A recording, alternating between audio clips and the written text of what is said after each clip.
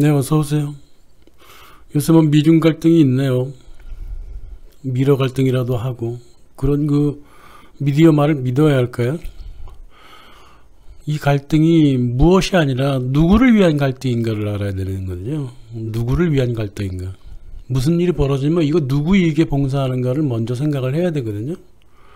이 갈등을 위해 이 갈등이 과연 뭐 대만이며 무슨 뭐 이런 문제 가져가려고 그러는 거겠어요? 누구에겐가 봉사를 하려는 거죠. 그래서 냉전 논리가 맞지 않다는 겁니다. 지금 무슨 뭐 시사 코멘트 하려는 게 아니에요. 역사 프로그램에 다시 되돌아왔습니다. 전에 말씀드렸던 게 몇 개 좀 덜 말씀드린 게 있어갖고 레닌이 이제 러시아 쪽으로 들여왔잖아요.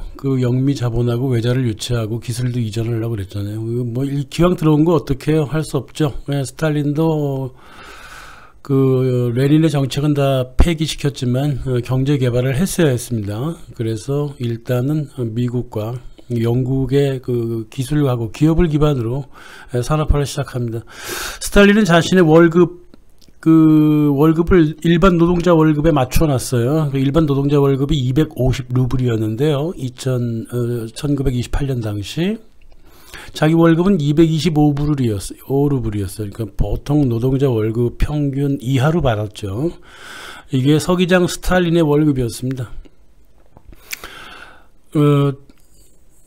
스탈린 또한 외자라든가 뭐 이런 게 이제 어쩔 수 없는 일이라고 보았죠. 기왕에 만들어 놓은 거기 때문에 나가라 그럴 수도 없고. 하지만은 1930년대에는 이제 독자적인 기술하고 산업 체계를 갖추려고 노력을 했죠. 이미 스탈린 시대에 이제 소련에 들어와서 경제 활동을 했던 미국 기업들이 이제 로스차일드의 이제 메트로비커스라고 있었고요. 군수 회사죠. 무기 만드는 회사. 제너럴 일렉트릭, 포드, 옥시 페트롤리엄, 듀퐁, 커티스, 에어크래프트, 비행기 만드는 회사, 또 해리만, 철도 등이 있었습니다. 근데 해당 기업의 많은 직원이 영국과 미국의 간첩이었어요. 그래서 언제더라 28년인가 30년에 메트로비커스의 경우 십수명의 직원들이 이제 간첩 활동으로 신문을 받았고, 하지만 뭐 이미 자리를 차지한 기업이고 또 영국하고 또 마찰을 유발할 수가 있어갖고 거의 그냥 큰 일 없이 그냥 지나간 적이 있었죠. 실은 스탈린이 이 시절부터요 계속 간첩에 주목을 합니다. 실제로 간첩이 너무 많았기 때문에 그래요. 공장 내부에. 그러니까 미국하고 영국 기업들 안에 국무부랑 협력을 해가지고 간첩을 계속 심어놨어요. 뭐 지금은 대사관 자체가 다 간첩들이잖아요, 솔직히. 그러니까 뭐 옛날은 더 심했습니다. 트랙터 공장도 세워주고요, 자동차 공장도 세워주고요, 경제 계획도 짜주고요, 건설도 해주고, 공학 기술도 어느 정도까지는 이제 이전도 해주고, 이제 그런 일들이 1930년에 많이 벌어지게 돼요. 뭐 우여곡절은 있었다 하더라도 계속 파업이라든가 이런 걸 일으킨단 말이에요, 이 간첩들이. 꼭 미국하고 영국하고 제휴한 회사에서 꼭 그런 일들이 일어났기 때문에 아주 스탈린이 굉장히 고생을 많이 했습니다. 산업화는 해야 되겠고 간첩들은 준동하고 또 대다수가 또 유대계가 많단 말이야. 그러니까 참 골치 아프죠. 그래서 1930년대부터 1991년 소련이 해체될 때까지 들어왔던 미국 기업이 뭐 보잉, 제너럴 일렉트릭 뭐 이미 들어와 있고, 록히드 마틴, 맥도널드 그라스, 너드롭 그루만, 뭐 랜드 뭐 이런 것들이 쭉 들어옵니다. 예. 그래서 이게 이제 부시 대통령 가문이 일했던 해리먼도 거기 이미 들어와 있었고. 근데 이제 왜 이렇게 군사 계열이 이렇게 막 들어왔느냐에 관하여 이 군산복합체들이 막 들어와 있는데, 이게 왜 그러냐면은 안소니 서튼이 이제 줄곧 이야기했듯이 제2차 세계대전을 미리 준비하고 있지 않았느냐는 거죠. 2차 그 산업화를 핑계로 제2차 세계대전을 일으켜서 독일하고 싸움을 붙이기 위한 이제 포석이다. 이제 이거죠. 근데 이 기업들이 동시에 독일로 또 들어가거든. 히틀러의 독일로 들어가요. 그래서 그 일을 한다고.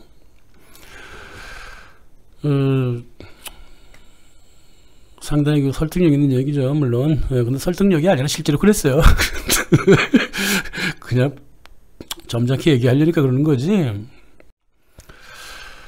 그 제2차 세계대전 이제 소련을 무시할 수 없는 산업국가를 만들어 놓았는데, 그 소련도 떠들고 미국도 떠들고 뭐 그랬지만,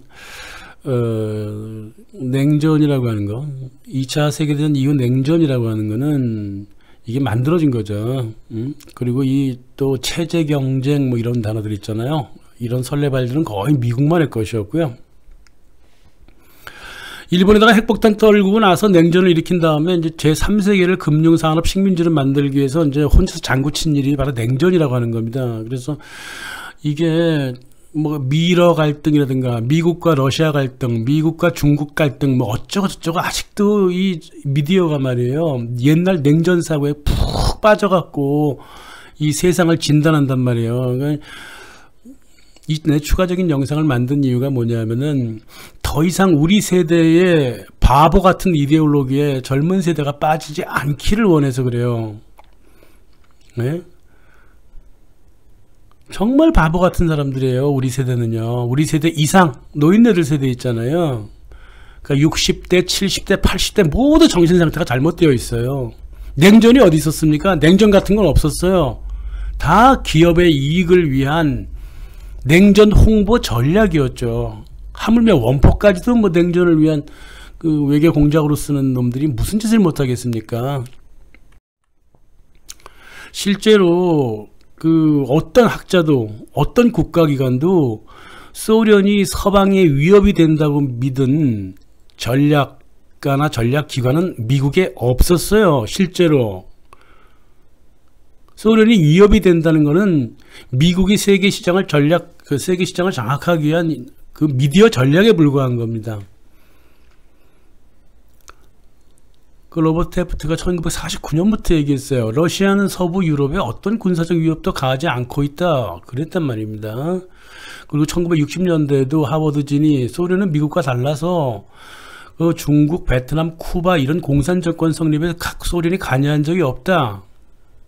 그렇습니다. 하도 뭐 무기 달래니까 좀 주고 이제 그런 거죠. 왜냐면 같은 공산국가니까 이제 그렇게 할 수 있었어도 정권 성립에 관여했다든가 이런 적이 없어요. 이거 뭐 저기 북한 전문가들도 다 북한에 관한 문제에 있어서는 뭐 다 알고 있는 사실입니다. 그리고 뭐 소련 그 해체하기 이전에도 그 누구도 그런 생각을 갖고 있지 않았어요. 근데 왜 무슨 근거로 반공주의 그랬냐고요. 이 사람들은요, 미국하고 소련은 말이에요. 소련도 물론 이제 미국의 그 홍보에 반홍보도 하긴 했죠. 안 할 수는 없잖아요. 그죠? 이제 그 소련과 함께하는 그 공산권 시장도 유지를 해야 했기 때문에 할 수 없이 미국의 그 전략을 이제 맞장구는 쳐졌지만 근본적으로 미국하고 소련 관계는요, 협력 관계 갖고 있었어요. 정보부 문건이 하나 더 있습니다. 영국 정보부에 따르면 말이에요. 소련은 전쟁할 것도 아니고 지역전쟁도 안 한다. 유럽에서. 응? 소련의 외교 전략은 굉장히 그 섬세하고 현실적이다. 그래서 서방 세계와 그냥 계속 그냥 대화를 하기를 원한다. 응? 물론 이제 약간 제한된 거지만은 끝없이 나토 사람들이랑 얘기를 하려고 대화를 하려고 했다. 라고 비밀 물건이 밝히고 있다고? 이런 거가 소련이 평화를 유지했다는 것이 왜 비밀 문건이 되느냐고.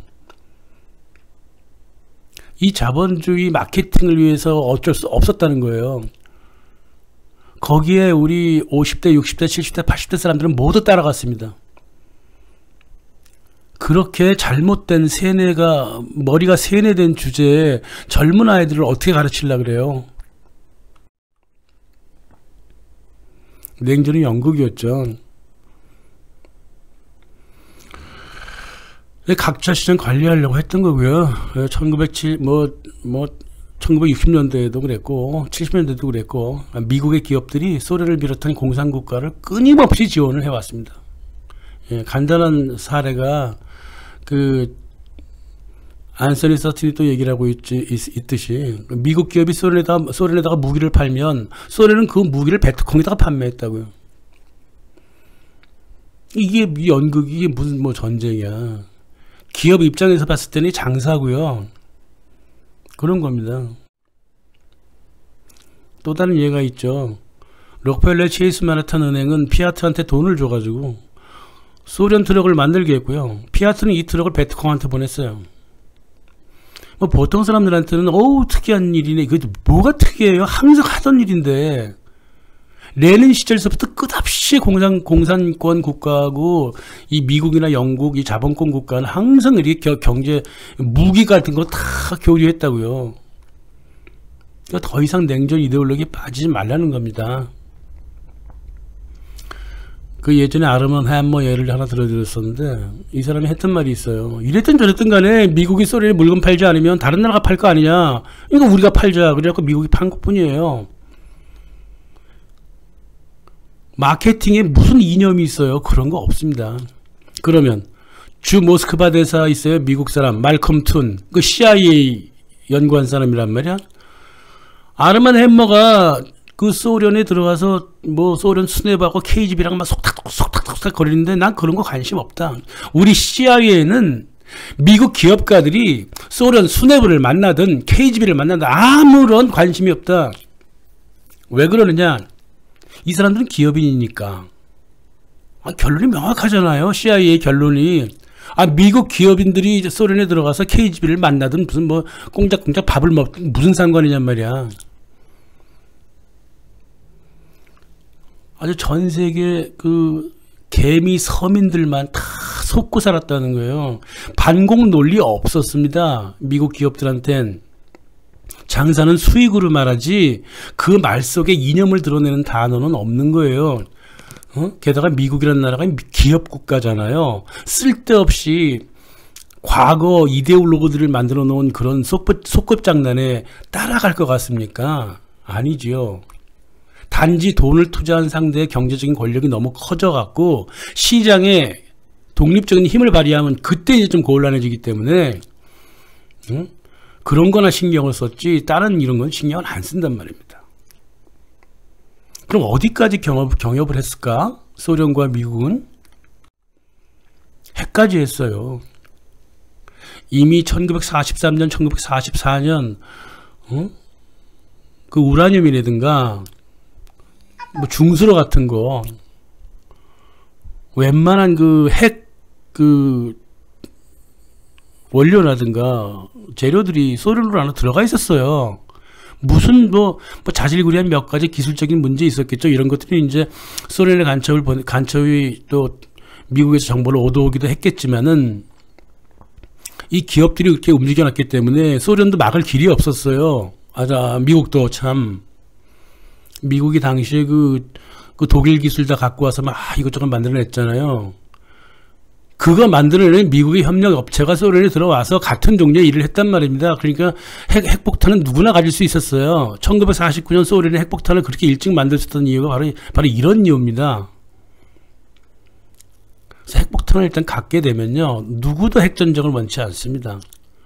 공멸하기 때문에 그래요. 공멸하기 때문에 핵폭탄의 공멸도 하겠지만요.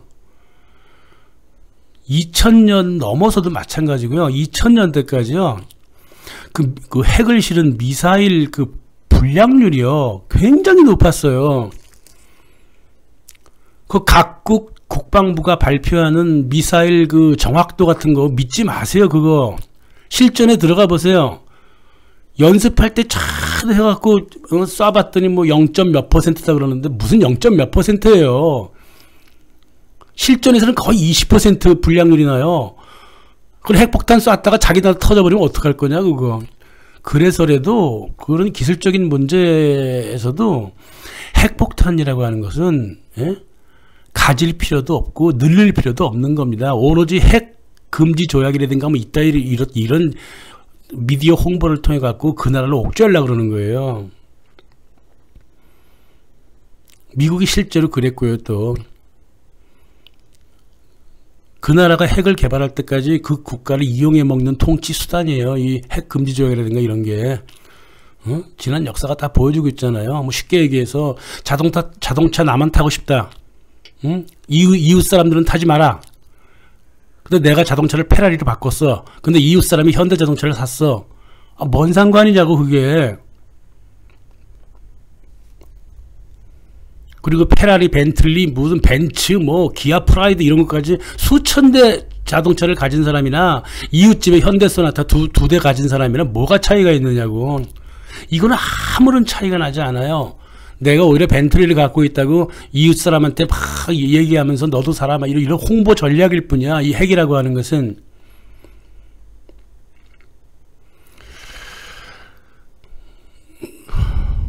진짜 한번 예를 들어드릴까요?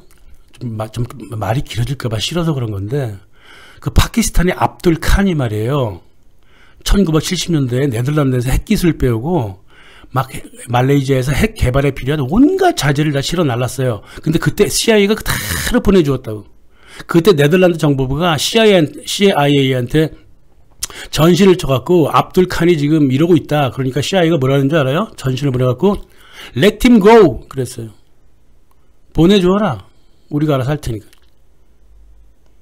그 이후 30년간 압둘 칸 그 암살 안 시켰죠? 가만히 놔뒀잖아. 압둘 칸은 파키스탄 핵 개발의 아버지라고 불리고 있어요.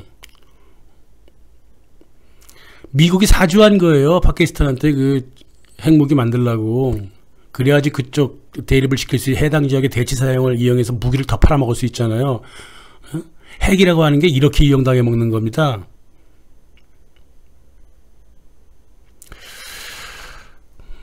또 미국 국방부 장관이 되는 도나스 럼스펠드가 ABB라고 하는 스위스 회사의 국제 이사였습니다. 국제 거래 담당 이사였어. 그때 북한한테 경수를 팔아먹었잖아요. 미국의 국방부 장관이 되는 도널드 럼스펠드가. 핵이란 게 바로 이런 겁니다. 그 전문가니 뭐니 뭐 하는 사람들 말하는 적이 다 듣지 마세요. 다 개뻥 같은 소리예요.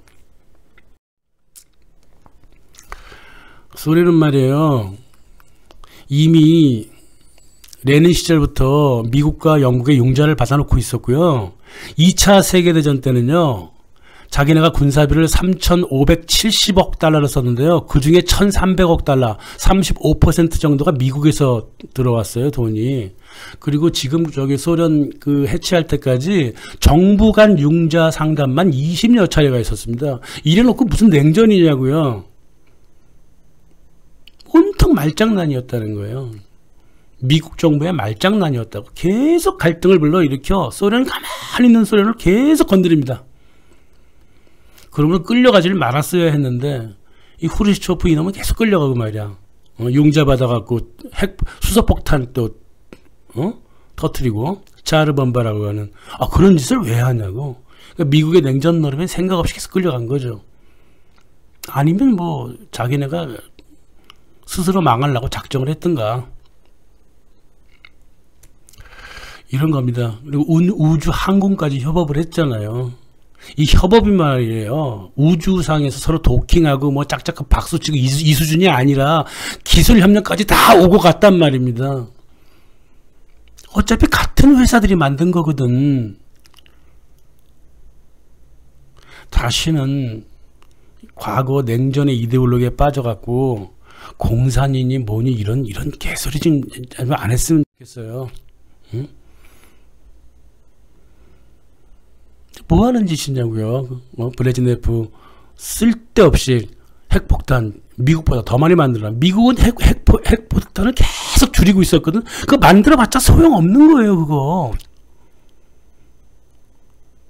하나만 갖고 집에 자동차는 집에 하나나 둘 정도만 갖고 있으면 돼요. 500대를 갖고 있을 필요가 없다고. 자동차를 근데 소련은 왜 이런 멍청한 짓을 했느냐고. 이게 과연 풀리지 않는 문제일까? 풀릴 수 있는 문제일 겁니다. 소련의 경제를 계속 약하게 만드는 거잖아요. 그게. 그러니까 내부 갈등이 계속 커져요. 내부에 서로 독립하겠다는 민족만 101개가 있었잖아요. 소련에서.